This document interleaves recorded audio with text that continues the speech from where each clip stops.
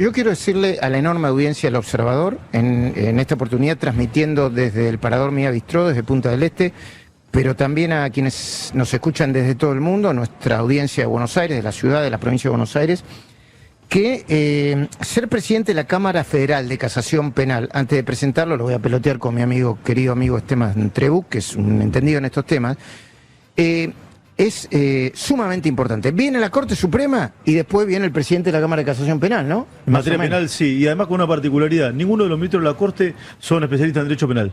Ninguno. No. ¿Sí? Y Mariano Borinsky sí. Bueno, gracias Mariano por aceptar esta invitación.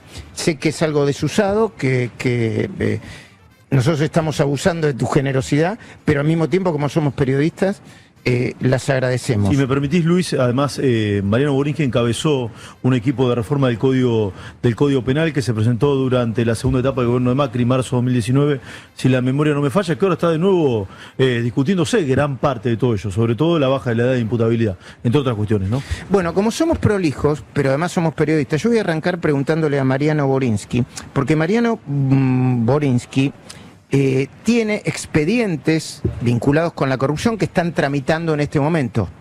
Entonces no queremos influir en esos expedientes, pero al mismo tiempo queríamos la descripción de esos expedientes. Algunos involucran a la ex presidenta y ex vicepresidenta Cristina Kirchner, ¿no, Mariano? Afirmativo. ¿Qué tal? Muy buenos días. Gracias por la invitación. Hay una causa que es la causa Vialidad, que tuvo sentencia de un tribunal oral. La Cámara Federal de Casación Penal es la que en última instancia, como una corte penal, toma la decisión definitiva previo a escuchar a las partes. Las audiencias de 13 personas vinculadas con la causa Vialidad son en los meses de febrero, marzo y abril, y luego la sentencia. Muy bien. Disculpe, doctor, si hay sentencia, ¿habría doble conforme? ¿Ya en ese caso Cristina sería pasible de ser detenida o faltaría todavía la Corte? Hay que analizar la situación procesal de todas las personas involucradas. La sentencia de la casación es la doble conforme, pero bien sabemos que con el nuevo Código Procesal, claro, la sentencia queda firme con la última queja ante la Corte Suprema de Justicia de la Nación. La Corte rechazando quedaría firme también. Exactamente. Si la Corte dice, no, yo no lo trato el tema, quedaría firme también. Hay que analizar las apelaciones de las defensas y del fiscal. ¿Impacta en el sistema judicial y en el lugar donde vos estás, Mariano, un cambio de gobierno tan fuerte desde el punto de vista político como el de Javier Milei? A ver, vos mencionaste una causa, hay muchas causas que tramitan en la Cámara Federal de Casación Penal, de tema de narcotráfico, de secuestro extorsivo. Los casos se van estudiando, se van analizando y eso lleva años. Y el caso no va a cambiar exactamente el día que cambió el gobierno. El cambio de gobierno es un cambio desde el punto de vista político, pero desde el punto de vista de la previsibilidad y del dictado de las sentencias es algo que se viene trabajando desde hace meses atrás. Había un gran procesalista que se llamaba Lino Palacios que decía: lo que no está en el expediente no está en el mundo. Ustedes muchas veces tienen que tratar temas que básicamente tienen un ruido político tremendo. Y muchas veces el ruido político no está en el mundo porque no está en el expediente. ¿El ruido político los hace llevar la sentencia para un lugar o para el otro o no? No. Como bien decís, lo importante en derecho es lo que se prueba, no lo que se dice. Desde ya que leemos los medios, escuchamos a Majul, escuchamos todos las distintas comentarios que se hacen sobre los expedientes judiciales, pero lo más importante es lo que está aprobado en el expediente y lo que las partes nos traen. Muchas veces no son planteos que están efectuados, entonces los tribunales deciden en base a los planteos que las partes efectúan y ahí es donde se toman las decisiones. Hay un periodo de análisis, que es el que tal vez es más largo, hay un periodo de estudio previo y después hay un periodo donde se vuelca en papel lo que uno analiza. Los cambios que plantea Milei implican cambios en el sistema judicial también, en el Código Civil. La reforma del Código Penal está planteada desde marzo. Entiendo que lo había encabezado, vos, y fue un impulso del ministro de Justicia Garabano y Macri. ¿Qué esperás?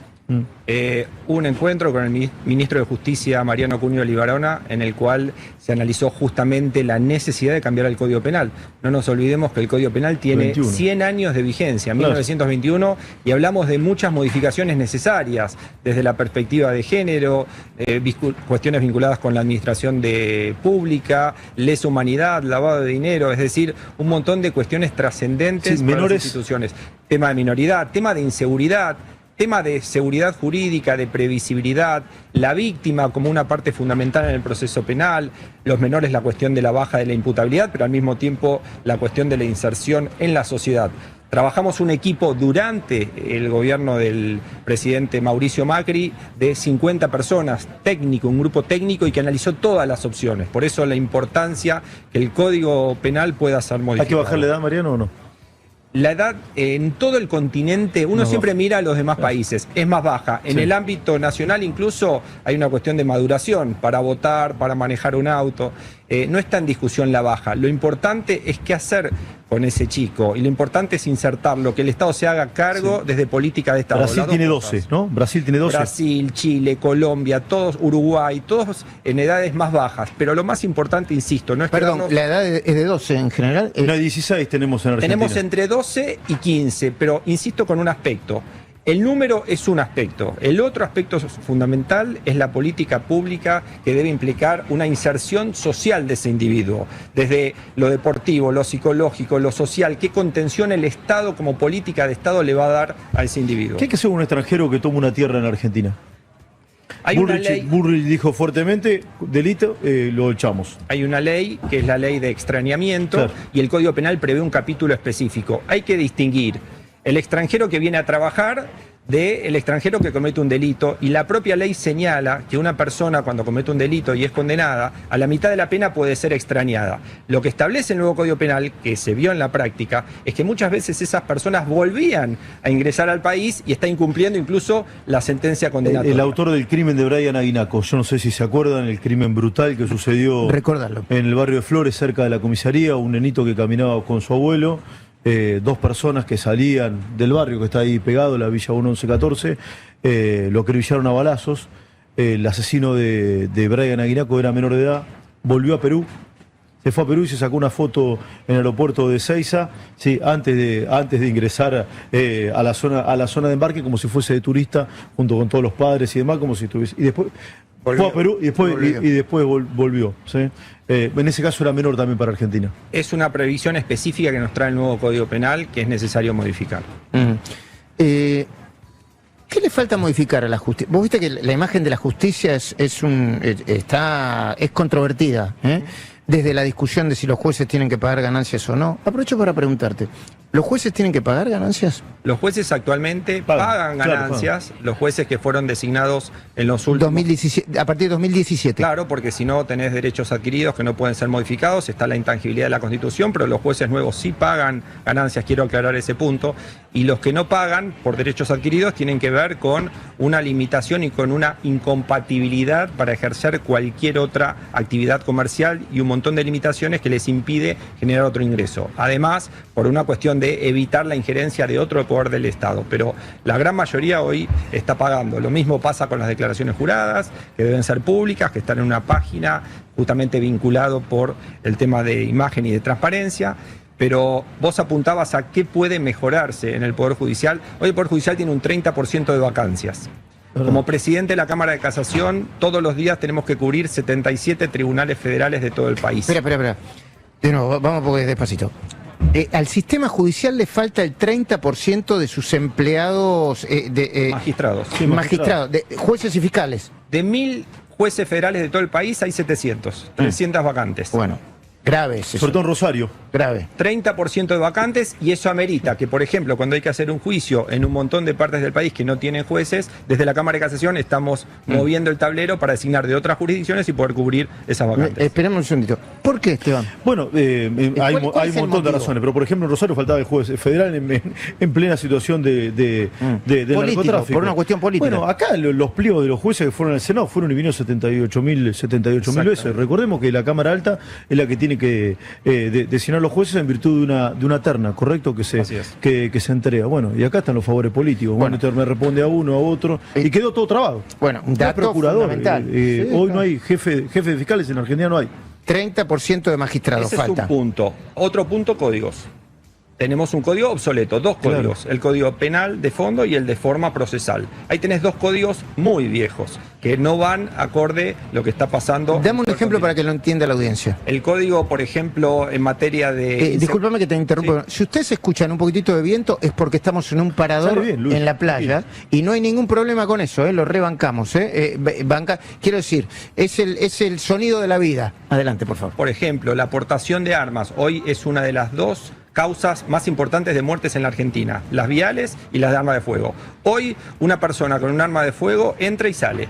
Con el nuevo Código Penal, una persona que tiene un arma de fuego, obviamente sin la debida autorización en carácter de portación, es una persona que va detenida. Por darte un ejemplo, que esa es la antesala de otros delitos posteriores. El delito de Paco, la tenencia de Paco no está prevista en el nuevo Código Penal. El lavado, terrorismo. Tuviste 2 atentados en la Argentina, todavía no tenés una legislación específica. Te estoy dando ejemplos concretos, globales y locales de los que son problemas puntuales que no están previstos. Te puedo sumar algunos y me gustaría tu mirada. Uno es el 34 del Código Penal en la primera parte, que habla de los hechos no punibles. Muchos hablan de la legítima defensa y porque Patricia Bullrich lo quiere cambiar. Dame un ejemplo, ¿qué?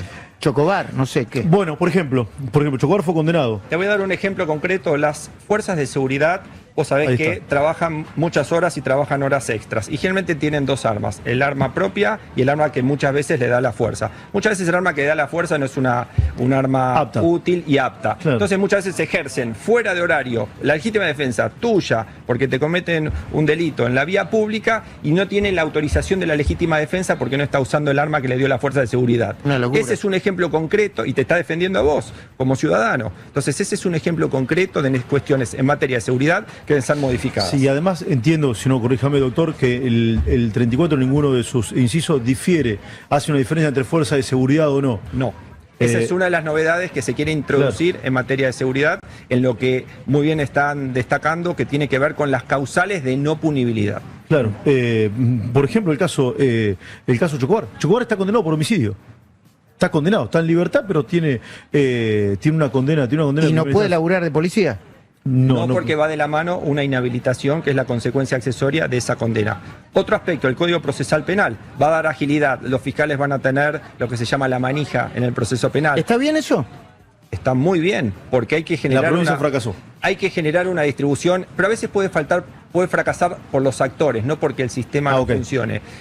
Vos necesitas una distribución equitativa del poder entre juez y fiscal. Hoy el juez está acá y el fiscal está acá. Y el fiscal tiene que subir en lo que se llama acopio de prueba y medidas de coerción. Y el juez tener la última palabra en materia de garantías. Genera un equilibrio en la distribución del poder. En la provincia de Buenos Aires, perdón Luis, si querés abundo y si no te aburro. No, por favor. En la provincia de Buenos Aires, la investigación penal preparatoria, se llama la IPP, forma parte del fiscal. El fiscal la lleva a cabo. No investiga nunca ¿Y por qué sí que fracasó el juez de garantía? Porque ¿qué sucede? En los 17 departamentos judiciales que tiene la provincia, 18 ahora.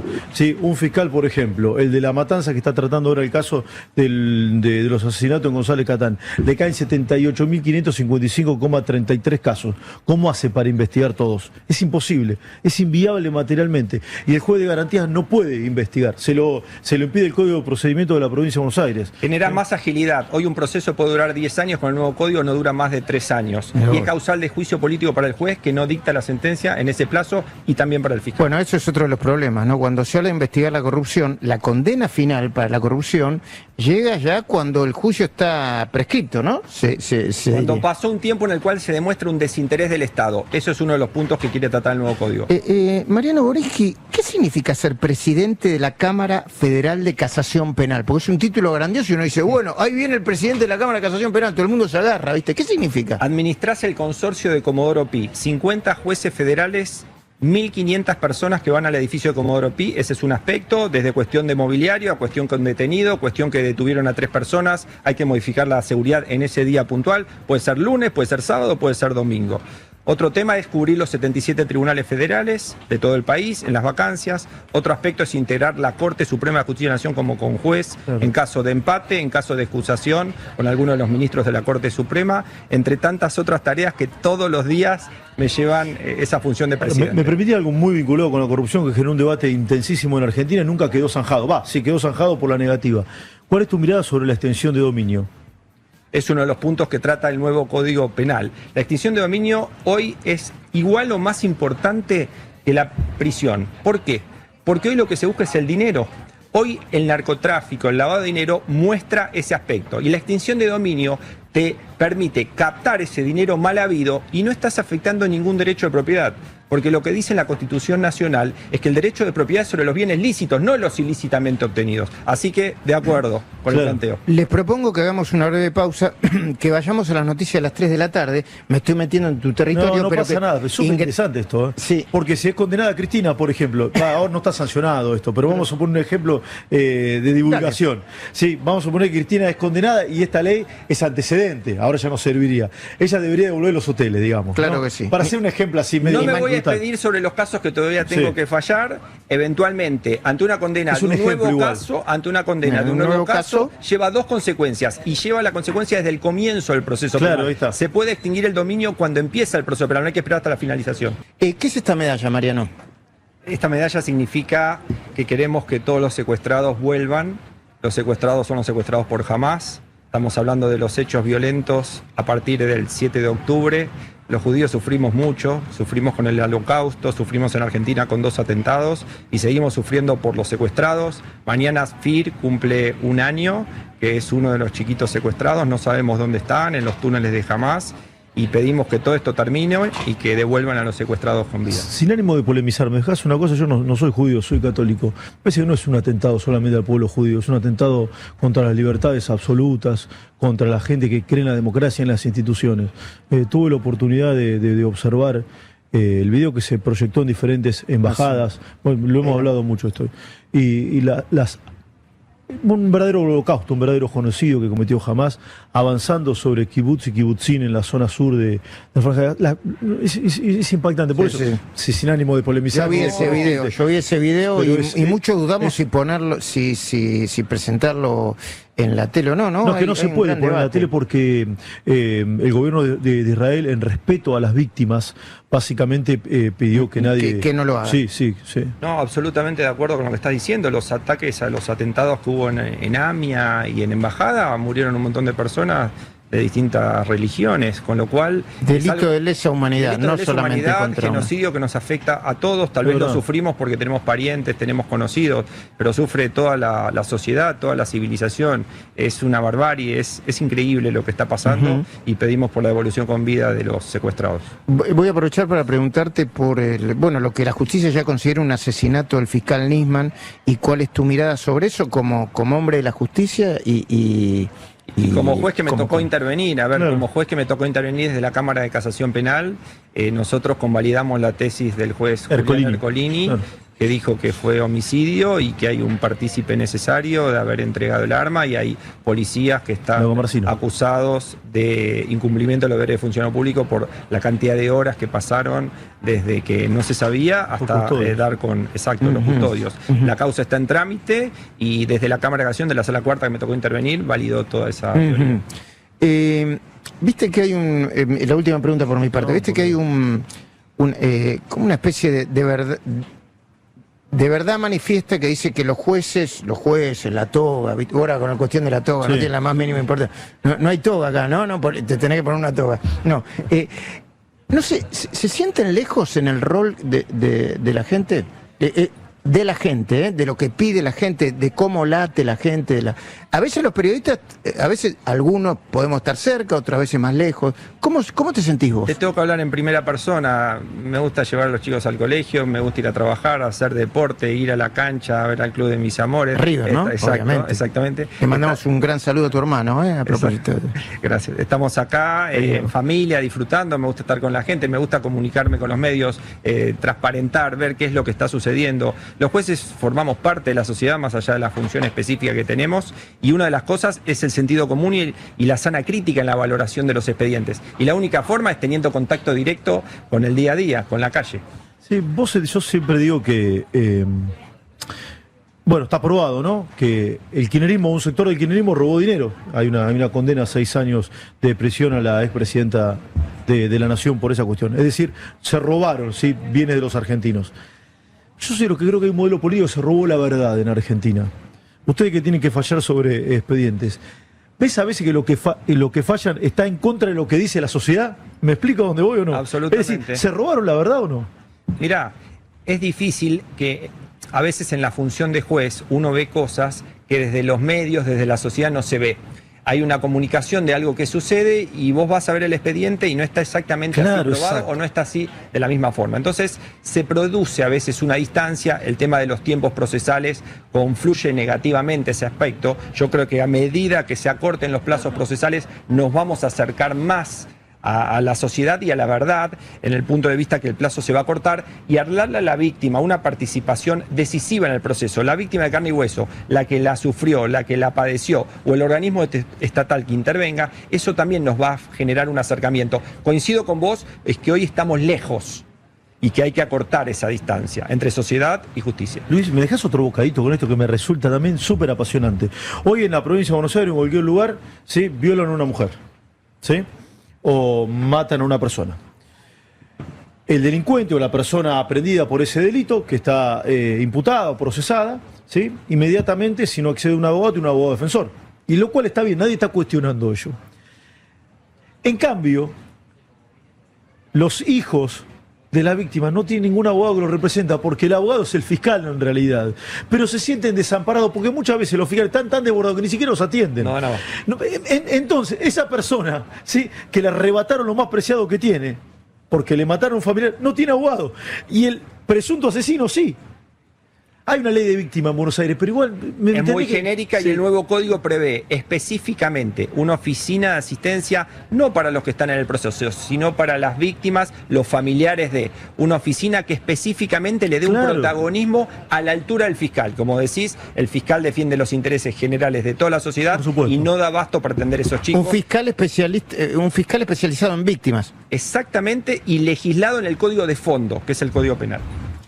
Mariano, muchísimas gracias por haber venido acá, te agradecemos mucho, insistimos mucho para que vengas y te agradecemos porque somos periodistas y nos gusta tener la nota, así que seguramente ha sido una de las notas del día y por eso te lo agradecemos mucho. No, muchas gracias a ustedes, a vos, muy cómodo y la verdad un placer poder contestar algunas de las preguntas que ustedes me plantean, siempre a plena disposición. Muchas gracias. El Observador 107.9, verano, así somos, así nos ves. Así nos escuchás.